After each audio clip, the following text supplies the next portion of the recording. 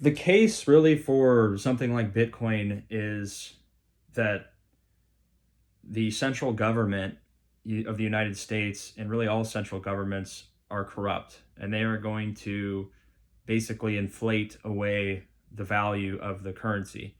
That is why, Bitcoin shot up the other day when the banks announced that they were, basically going out of business and bailing people out, right? So how are you going to bail people out? Uh, they're not going to come and take your money out of your account. Someone that is a citizen, they're just going to print more money. So they're going to reduce your purchasing power. They're going to inflate away the value of the paper, of the dollar. That's what's going to happen. The price of everything will continue to go up. The price of bread, the price of fixing your car, the price of doing literally anything is going to go up. And if you're a normal person, the amount of money you have, the amount of money you make, right? If inflation is double digits, 10+%, the average person does not get a raise of 10% a year. They are getting maybe 3%, maybe 5% if they're lucky. It doesn't apply to everyone. Obviously, there's people that are wealthy or have the ability to generate a lot of money, variable income. They can work a lot harder and make more money. I'm not talking about those people. Those people are always going to be probably okay. But the people that just have a normal job and really regardless of how hard they're working, it doesn't have a huge impact on their income. They're going to be struggling. They're going to be continuing to live paycheck to paycheck. It's difficult when 80% of the money you get goes towards just existing. It doesn't go towards the future. It goes towards paying your rent, paying your utilities, paying your, if you have a car payment, paying for food, and any other expense that might come up. So, an average person, maybe they're making $4,000 a month, $5,000 a month. After taxes and everything, it's even less than that. Maybe you're even making $6,000 a month, but after tax, you're making $4,500 maybe. A lot of that money is going to be chewed up immediately. Not to mention if you have children or if you have any other dependent people, you're just going to have a very hard time existing. So that's why we've seen the explosion of credit cards, right? Credit cards are going way up. People don't have the liquid funds to be able to finance their lifestyle or even just have a normal existence because the prices of everything are increasing and their income does not keep up with it. To tie it all back into why maybe someone would go into cryptocurrency, of course it's very speculative and you could lose everything. But keeping your money in the dollar, what's going to happen. They're going to continue to inflate it. Your purchasing power is going to go down. You're going to be worse off if you're holding dollars in the long run. A lot of people say, oh, hey, real estate, that's a great way to get ahead. Most people cannot afford real estate. Prices have ballooned crazy. They've come down maybe a little bit, but not anywhere near how much they went up.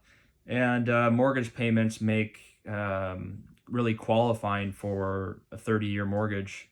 If you're buying even a $300,000 house, what used to be a maybe $1,200, maybe a $1,500 mortgage payment is now, at least $2,000 to $2,500. So it's, close to 50% higher maybe in some cases. And it becomes maybe people could do it and they're reluctantly doing it because they know real estate's a good decision long term. But servicing that, right, when you have to pay so much of your monthly income towards just existing, normally it's around 33% is what they say. You shouldn't be spending more than 33% of your take-home pay on, more than 33% of it should not be going towards housing. When it's basically close to 66% or even 80% for some of these people, you can see how there's just not a lot of wiggle room there. And if you have a problem, or if you get laid off, if you get fired, if you get an injury, if you have hospital bills, if you get in an accident, if you have children, if anything happens, your car breaks down, basically anything, you can't afford it. You don't have the money. There's not enough wiggle room in your income to, it's not like you're doing anything crazy. You're not going out to buy You're not going out on fancy vacations. You're not buying like a really nice car. You're not going out to fancy restaurants. You're just trying to pay your mortgage to live in a house, a modest house.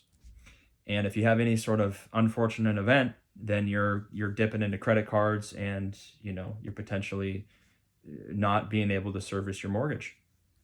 That's the reality. And I think that's why most people don't want to get into that situation, because they're like, oh man, now I know I'm going to have to, make this payment every month. It's stretching my budget.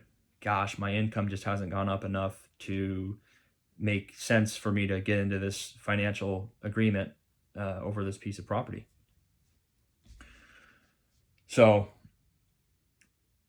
that's really the case. I mean, so a lot of people have been taking their money maybe out of the bank, and hey, if I can't put it in real estate, what do I do? Can I put it into gold and silver? Sure, maybe.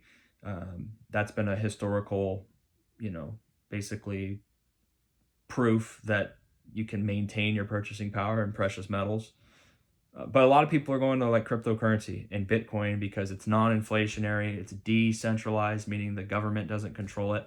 It has a use case, there's a protocol that's already there. Again, a big thing is that they can't inflate it, right? You cannot adjust the supply of it. It is fixed into the code.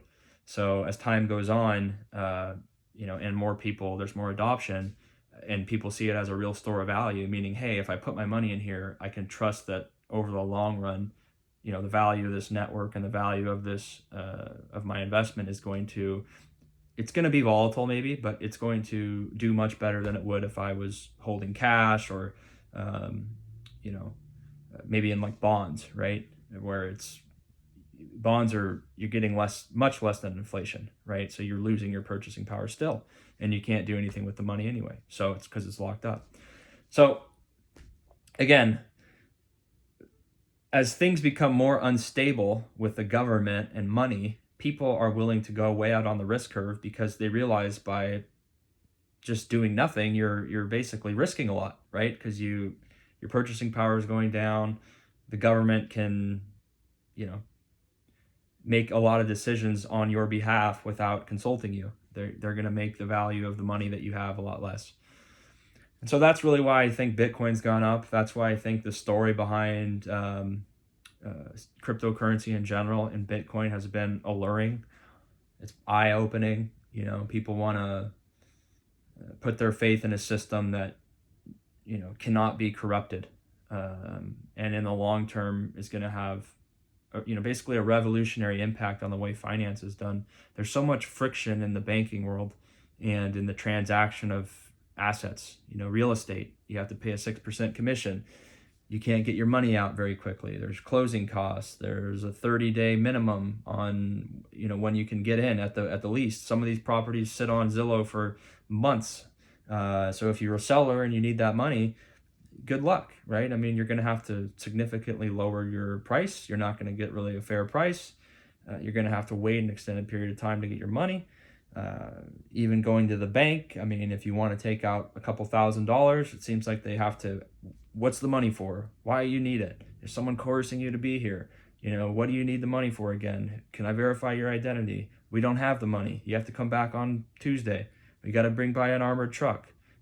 Spread your legs. We're going to pat you down. I mean, it's not efficient, right? Credit cards are the same way. 3%, so they're charging 3% just to do transactions. The only ones that are coming out ahead on that is the credit card company. So there really hasn't been a way to basically take transacting and finance and money away from the government and make it efficient without all these fees and without all this time and all these agents that have to get involved. No one likes doing that. I mean, they do it because that's the way it's done, and that's the way they have to do it in order to get their money, right? But if there was a better way, which I think this probably is a better way, and it's just a matter of time really before the adoption takes off and people realize this is a better mousetrap. I don't want to deal with the government. I don't want to deal with real estate agents. I don't want to deal with having to pay such a high transaction cost to transact. I don't want to do it. I'm going to go to this other system that's more efficient, that works better, that's quicker. That's really what the whole world's about. I mean, the internet, when it started, it didn't have a lot of value because no one really used it. But as more people started using it and they have the ability to connect with each other, the value of that network grew exponentially, and it is what it is today. Now you can look up whatever you want on your phone. You can talk to people all across the world. You can teach yourself anything you want to. You can watch videos. You can become anyone you want to if you apply yourself with the internet. And it's all for free, essentially. You just need a connection. So why isn't there something like that for money? And I think it'll be a matter of time, but it's inevitable, right? People that are in power now, the banks and the banking system, they don't want anything to change because they have the power. They don't want a better mousetrap. They're rich because of the way the things are. But similar to like Blockbuster, they didn't want to change their business model. They loved their business model. It worked really well. But when a better mousetrap came along, when you can watch whatever videos you want to for a low monthly cost, you don't have to drive to the store, you don't have to get charged a late fee, you have access to a lot more titles, it's streaming, it's instant. What happens? I mean, it's just a matter of time, right? Blockbuster went out of business. Netflix became what it is. It's all over the internet. It's much better. People like it. It's way cheaper. It's $10 a month or $15 a month, and it's just very seamless. You don't have to interact with a person. You don't have to pay someone to drive in there and manage the store. It's all done electronically. So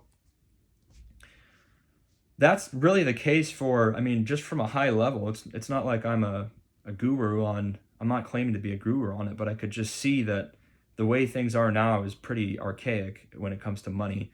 And I think I could see why people around cryptocurrency say, hey, get it away from the government, make it decentralized, make it a lot quicker and smoother and frictionless. And, if enough people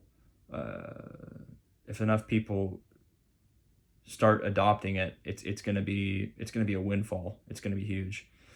So again, could be totally wrong, but I think everyone would agree that the way that the system's set up now in terms of finance and money and transacting and real estate is pretty, it's not very efficient. Like there could be a lot of things that could be done better. And so this is a vehicle, I think, that could replace a big section of that and grow quite massively in the next decade. So let me know what you think. That's kind of my opinion, but who knows? We'll see. Have a good one.